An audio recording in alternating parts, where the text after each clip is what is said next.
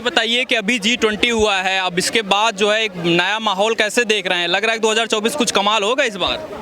देखिए, कमाल तो देश की जनता करेगी। कमाल तो देश की जनता करेगी। अभी तो देश के राजनीतिक दल कमाल कर रहे हैं। वो जो भेदभाव का बंटवारा कर रहे हैं, कहीं सनातन धर्म पे जो है कि आरोप लगाया जा रहा है, कहीं सनातन धर्म पे उंगलियां उठ रही है, कहीं मुसलमानों को ये किया जा रहा है कि हाँ भाई मुसलमान खतरे में है, मुसलमानों पे आरोप लगाया जा रहा है कि हाँ भाई मुसलमान ऐसे। तो इस देश की ये परंपरा रही है कि आरोप प्रत्यारोप करना और अपनी चुनावी रोटियां सेकना। लेकिन जनता अब मूर्ख नहीं है, जनता अब समझदार हो चुके हैं। जनता को पता है कि हमें किसको चुनना है, किसे वोट देना है, किसको अपना प्रतिनिधि चुनना है, किसको प्रतिनिधित्व देना है। अरे ये तो कहते हैं कि मोदी सरकार ने मुसलमानों को बड़ा जो है नुकसान किया, उनको जो है पीछे कर दिया है, उनकी मानते नहीं हैं। ऐसा कुछ नहीं है। इन्होंने मुसलमानों को आगे करने का काम किया, पीछे करने का नहीं किया। इन्होंने मुसलमानों को आगे करने का काम किया है। मुसलमानों को इन्होंने ये संदेश देने का काम किया है कि आप सब भारतीय हो, भारत के नागरिक हो। ये कार्य किया है मोदी जी ने। उनको अंदर दिल के अंदर ये संदेश पहुंचाने का कि आप भारतीय हो, भारत के नागरिक हो, ये बताने का कार्य किया। ये बताइए कि जो अभी आप कह रहे हैं सनातन की बात हो रही है, G20 के बाद कह रहे हैं कि देश के गरीबों को जो है हक मार दिया, जो है गरीबों के हक पे जो है मोदी जी G20 कर रहे हैं, करोड़ों रुपए खर्च कर रहे हैं।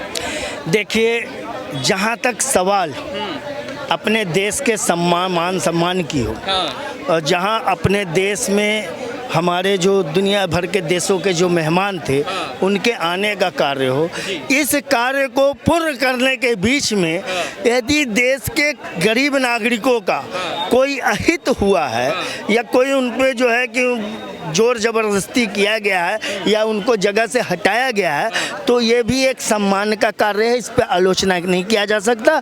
हम लोग रिक्शा ऑटो चलाने वाले लोग हैं। हम लोगों का भी 3 दिन 4 दिन के जो कमाई का जो नुकसान हुआ है, इस नुकसान को झेलते हुए भी हम इस देश, इस धरती के सम्मान के लिए जो है कि इसकी जयकारे कर रहे हैं कि इतना बड़ा काम हुआ है।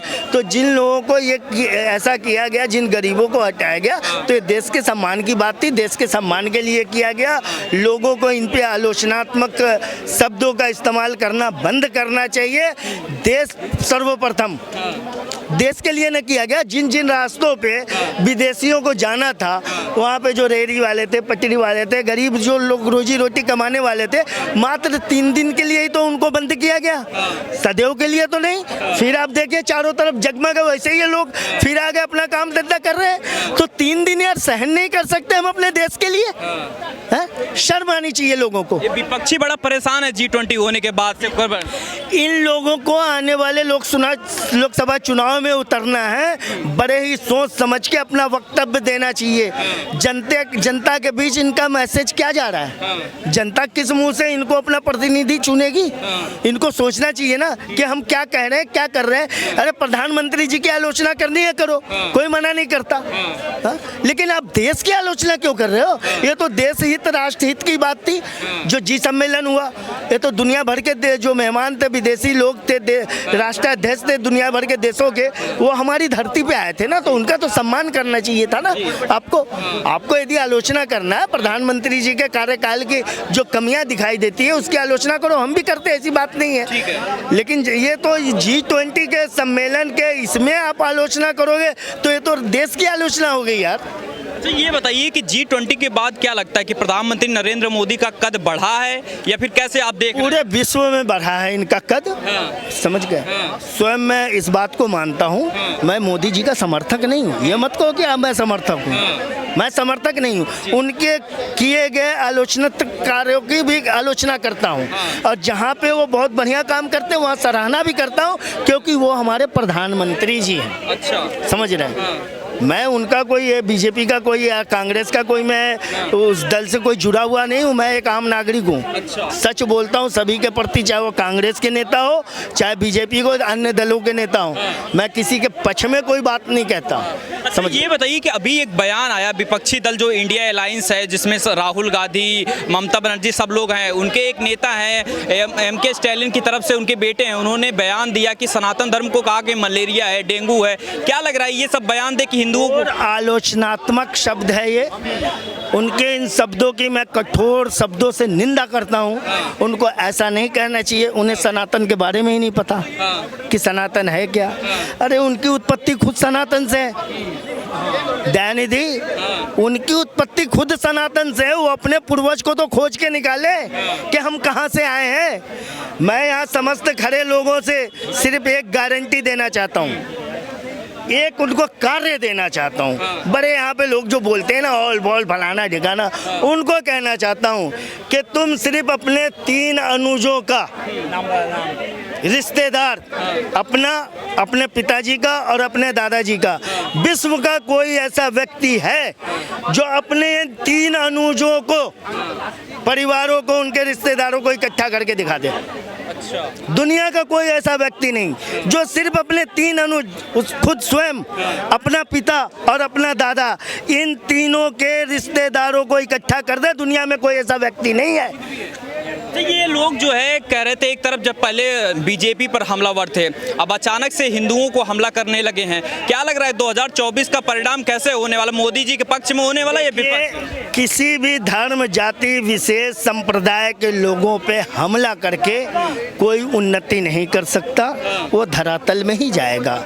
हमला करने वाले सदैव से, आज से नहीं, इतिहास है, हजारों लाखों वर्षों का इतिहास है ये इस धरती का, कि जिन्होंने किसी धर्म, संप्रदाय, जाति विशेष और किसी प्रथा पे हमला किया है, वो हमेशा ज़मीन में गए। उनका आता पता नहीं चला।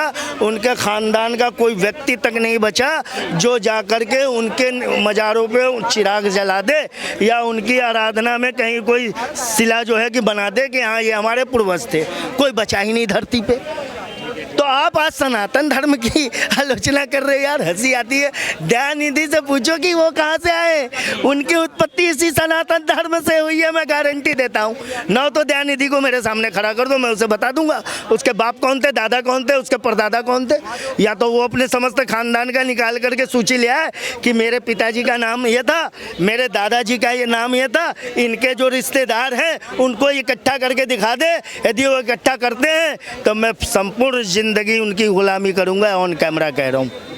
आपको इस बयान के बाद क्या लग रहा है कि इंडिया अलायंस जो है उसके बाद देश का मुसलमान क्या जो है वोट देना पसंद करे? यार वही हिंदू मुसलमान यार, देश में कोई ना हिंदू है ना मुसलमान है। समस्त ये भारतवासी है, इस देश के नागरिक है। ये राजनीतिक दलों ने हिंदू मुसलमान बांट करके जो है ना एक विभाजित देश बना दिया है यार। उसमें विभाजन कर दिया, देश के अंदर विभाजन। जब हमारे प्रधानमंत्री जी कह रहे हैं, कल ही तो उन्होंने कहा ना, संपूर्ण विश्व हमारा परिवार है, तो ये हिंदू और मुसलमान कहाँ से आ गए? ये तो परिवार है यार, हमारा घर है। नहीं, इंडिया अलायंस कर रहा है ना हिंदू मुस्लिम। जो कर रहे हैं, मैंने कहा ना कि जो ये कर रहे हैं और जो करके राजनीतिक रोटियां सेकते आए हैं, उन्होंने अपने समाज को नुकसान पहुंचाया, अपना नुकसान पहुंचाया, देश को नुकसान पहुंचाया। सबसे पहले तो इस धरती को नुकसान पहुंचाया। आज इस धरती पे जो अराजकता दिखाई देती है ना, कहीं मुसलमान देख करके कोई गोली मार देता है, तो कहीं हिंदू देख करके कोई उसको उसके साथ प्रताड़ित करता है, कहीं ईसाई के साथ होता है, तो कहीं सिखों के साथ होता है, कहीं जैन बौद्ध के साथ होता है। तो ये प्रवृत्ति उजागर करने वाले यही राजनीतिक दल हैं।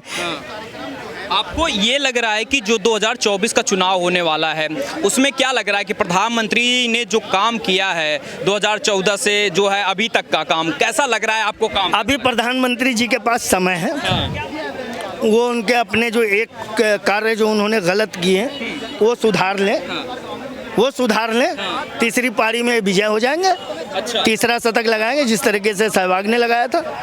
कांग्रेस के मल्लिकार्जुन खड़गे ये तो कह रहे हैं कि अपने घर पे झंडा फहराएंगे इस बार। कौन?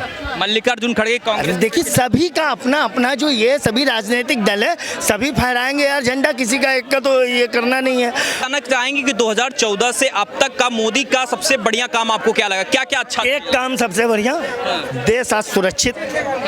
देश से जो बम विस्फोट, ये जो इधर उधर जो सूचनाएं होती थी, सावधान रहें, ये समस्या खत्म हो गई। इसकी मैं संपूर्ण हृदय से सराहना करता हूं प्रधानमंत्री जी के, उनके कार्य की, उनके व्यवस्था की सराहना करता हूं कि देश से आतंकवाद 99% खत्म हो चुका है। अच्छा, ये